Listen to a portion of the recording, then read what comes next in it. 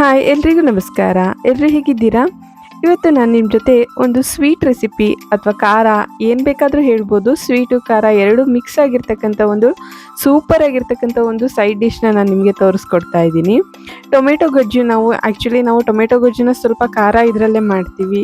ಆದರೆ ಈ ರೀತಿ ಸ್ವೀಟ್ ವರ್ಷನಲ್ಲಿ ಮಾಡಿ ನೋಡಿ, ಇದ್ರ ರುಚಿ ಕೂಡ ತುಂಬ ಚೆನ್ನಾಗಿರುತ್ತೆ.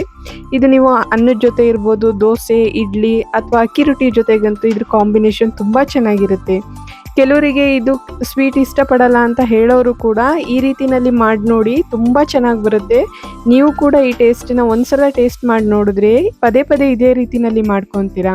ಇದನ್ನು ಹೇಗೆ ಮಾಡೋದು ಅಂತ ಹೇಳಿ ನೋಡೋಣ. ಅದಕ್ಕಿಂತ ಮುಂಚೆ ಯಾರಾದರೂ ನನ್ನ ಚಾನಲ್ನ ಹೊಸದಾಗಿ ನೋಡ್ತಾ ಇದ್ದರೆ ನನ್ನ ಚಾನಲ್ನ ಸಬ್ಸ್ಕ್ರೈಬ್ ಮಾಡ್ಕೊಳ್ಳಿ.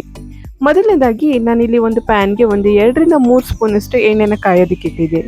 ಎಣ್ಣೆ ಚೆನ್ನಾಗಿ ಕಾಯ್ದಾದ್ಮೇಲೆ ಅದಕ್ಕೆ ನಾನಿಲ್ಲಿ ಸ್ವಲ್ಪ ಸಾಸಿವೆ ಹಾಗೆ ಕಡಲೆಬೇಳೆ ಮತ್ತು ಉದ್ದಿನಬೇಳೆ ಹಾಕಿ ಇದನ್ನ ಒಗ್ಗರಣೆ ಮಾಡ್ಕೊಳ್ಳೋದಕ್ಕೆ ಅಂತ ಮಾಡ್ಕೊತಾ ಇದ್ದೀನಿ. ನೀವು ಹೇಗೆ ಮಾಡ್ತೀರಾ ಈ ಟೊಮೆಟೊ ಗೊಜ್ಜನ್ನ ಅಂತ ಹೇಳಿ ನನಗೆ ಕಮೆಂಟ್ ಮಾಡಿ ತಿಳಿಸಿ. ನಿಮಗೆ ಸ್ವೀಟಲ್ಲಿ ಇಷ್ಟ ಆಗುತ್ತಾ ಅಥವಾ ಫುಲ್ ಖಾರ ಇರಬೇಕಾ ಅಂತ ಹೇಳಿ ನನಗೆ ತಿಳಿಸಿ. ಹೀಗೆ ಕಡಲೆಬೇಳೆ, ಉದ್ದಿನಬೇಳೆ, ಸಾಸಿವೆ ಎಲ್ಲನೂ ಹಾಕಾದ್ಮೇಲೆ ಇದನ್ನು ಒಂದು ಮೀಡಿಯಂ ಫ್ಲೇಮ್ನಲ್ಲಿ ಇದ್ರದ್ದು ಸ್ಮೆಲ್ ಇದಾಗೋವರೆಗೂ ಕೂಡ ಚೆನ್ನಾಗಿ ಇದನ್ನು ರೋಸ್ಟ್ ಮಾಡ್ಕೊಬೇಕು ಎಣ್ಣೆಯಲ್ಲಿ.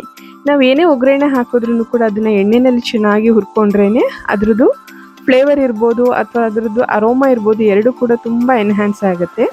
ಈಗ ಇದಕ್ಕೆ ನಾನಿಲ್ಲಿ ಸ್ವಲ್ಪ ಕರಿಬೇವಿನ ಸೊಪ್ಪನ್ನು ಕೂಡ ಸೇರಿಸ್ಕೊತಾ ಇದ್ದೀನಿ. ಈ ಸ್ಟೇಜಲ್ಲಿ ನಿಮಗೆ ಖಾರ ಬೇಕು ಅಥವಾ ಹಸಿರು ಮೆಣಸಿನ್ಕಾಯಿ ಏನಾದರೂ ಇಷ್ಟಪಡೋರಿದ್ದರೆ ಅದನ್ನು ಕೂಡ ಇದಕ್ಕೆ ಹಾಕೊಬೋದು.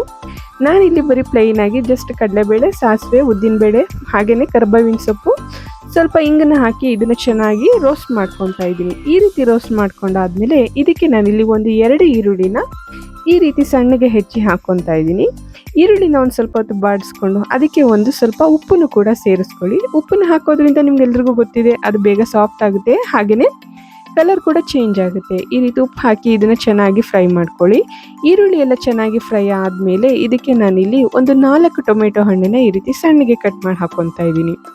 ನೆನ್ಪಿಡಿ, ಇದಕ್ಕೆ ನೀವು ಮಾಡಬೇಕಾದ್ರೆ ಇದಕ್ಕೆ ಹುಳಿ ಟೊಮೆಟೊನ ಹಾಕೊಳ್ಳೋದಕ್ಕೆ ಹೋಗ್ಬಿಡಿ. ಹುಳಿ ಟೊಮೆಟೊಯಿಂದ ಅದರಷ್ಟು ಚೆನ್ನಾಗಿ ಬರಲ್ಲ ಟೇಸ್ಟು. ಈ ರೀತಿ ಸ್ವೀಟ್ ಟೊಮೆಟೊ ಅಥವಾ ಫಾರ್ಮ್ ಟೊಮೆಟೊ ಏನು ಬರುತ್ತೆ ಅದನ್ನು ಈ ರೀತಿ ಸಣ್ಣಗೆ ಕಟ್ ಮಾಡಿ ಹಾಕ್ಕೊಳ್ಳಿ. ಹುಳಿ ಟೊಮೆಟೊ ಹಾಕೋದ್ರಿಂದ ತುಂಬ ಹುಳಿನೇ ಆಗಿಬಿಡುತ್ತೆ.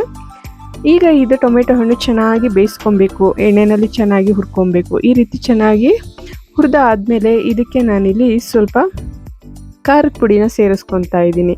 ಇದಕ್ಕೆ ನಾನಿಲ್ಲಿ ಒಂದು 1/4 ಟೇಬಲ್ ಸ್ಪೂನಷ್ಟು ಖಾರದ ಪುಡಿ ಹಾಗೆಯೇ ಒಂದು 1/4 ಟೇಬಲ್ ಸ್ಪೂನಷ್ಟು ಅರಿಶಿನ ಪುಡಿನೂ ಕೂಡ ಹಾಕ್ಕೊತಾ ಇದ್ದೀನಿ. ಹಾಗೆಯೇ ರುಚಿಗೆ ಎಷ್ಟು ಬೇಕು ಅಂತ ನೋಡಿಕೊಂಡು ಉಪ್ಪನ್ನು ಕೂಡ ಸೇರಿಸ್ಕೊಳ್ಳಿ. ಈ ರೀತಿ ಎಲ್ಲನೂ ಹಾಕಾದ್ಮೇಲೆ ಇದನ್ನು ಕೂಡ ಎಣ್ಣೆಯಲ್ಲಿ ಚೆನ್ನಾಗಿ ಬಾಡಿಸ್ಕೊಬೇಕು. ಈ ರೀತಿ ಒಂದು 2ರಿಂದ 3 ನಿಮಿಷನಾದರೂ ಚೆನ್ನಾಗಿ ಬಾಡಿಸ್ಕೊಂಡಾದ್ಮೇಲೆ ಇದಕ್ಕೆ ನಾನಿಲ್ಲಿ ಒಂದು ಅರ್ಧ ಲೋಟದಷ್ಟು ನೀರನ್ನು ಸೇರಿಸ್ತಾ ಇದ್ದೀನಿ. ಈ ಟೊಮೆಟೊ ಹಣ್ಣು ಹಾಕಿರ್ತಕ್ಕಂಥ ಮಸಾಲೆ ಎಲ್ಲ ಚೆನ್ನಾಗಿ ಬೇಯಬೇಕು. ಅದಕ್ಕೋಸ್ಕರನೇ ಒಂದು ಅರ್ಧ ಲೋಟದಷ್ಟು ನೀರನ್ನ ಹಾಕ್ಕೊಂಡು ಒಂದು ಲಿಡ್ನ ಕ್ಲೋಸ್ ಮಾಡಿ ಒಂದು 10 ನಿಮಿಷನಾದರೂ ಒಂದು ಮೀಡಿಯಂ ಫ್ಲೇಮ್ನಲ್ಲಿ ಇದನ್ನು ಚೆನ್ನಾಗಿ ಬೇಯಿಸ್ಕೊಳ್ಳಿ.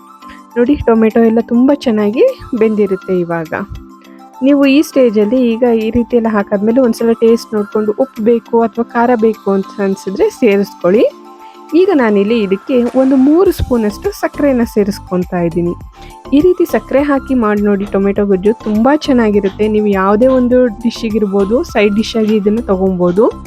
ಈ ರೀತಿ ಸಕ್ಕರೆ ಎಲ್ಲ ಹಾಕಾದ್ಮೇಲೆ ಚೆನ್ನಾಗಿ ಮಿಕ್ಸ್ ಮಾಡಿ ಇದನ್ನು ಕೂಡ ಒಂದು 5ರಿಂದ 10 ನಿಮಿಷದ ಕಾಲ ಒಂದು ಮೀಡಿಯಂ ಫ್ಲೇಮ್ನಲ್ಲಿ ಬೇಯಿಸ್ಕೊಂಡು ಲಾಸ್ಟಲ್ಲಿ ಇದಕ್ಕೆ ಸ್ವಲ್ಪ ಹೆಚ್ಚಿರ್ತಕ್ಕಂಥ ಕೊತ್ತಂಬರಿ ಸೊಪ್ಪನ್ನು ಹಾಕಿದ್ರೆ ರುಚಿಯಾಗಿರ್ತಕ್ಕಂಥ ಹಾಗೆಯೇ ಸ್ವೀಟ್ ಮತ್ತು ಟೇಸ್ಟಾಗಿರ್ತಕ್ಕಂಥ ಟೊಮೆಟೊ ಗೊಜ್ಜು ರೆಡಿ ಆಗುತ್ತೆ.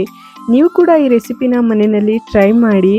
ಹಾಗೆಯೇ ಇದು ಹೇಗೆ ಬಂತು ಅಥವಾ ಹೇಗಿದೆ ಅಂತ ನಿಮ್ಗೆ ಏನು ಅನ್ನಿಸ್ತು ಅಂತ ಹೇಳಿ ನನಗೆ ಕಮೆಂಟ್ ಮಾಡಿ ತಿಳಿಸಿ. ಯಾರೆಲ್ಲ ನನ್ನ ಚಾನಲ್ನ ಸಬ್ಸ್ಕ್ರೈಬ್ ಮಾಡ್ಕೊಂಡಿಲ್ಲ, ಸಬ್ಸ್ಕ್ರೈಬ್ ಮಾಡ್ಕೊಳ್ಳಿ. ಎಲ್ರಿಗೂ ಕೂಡ ತುಂಬ ಧನ್ಯವಾದಗಳು.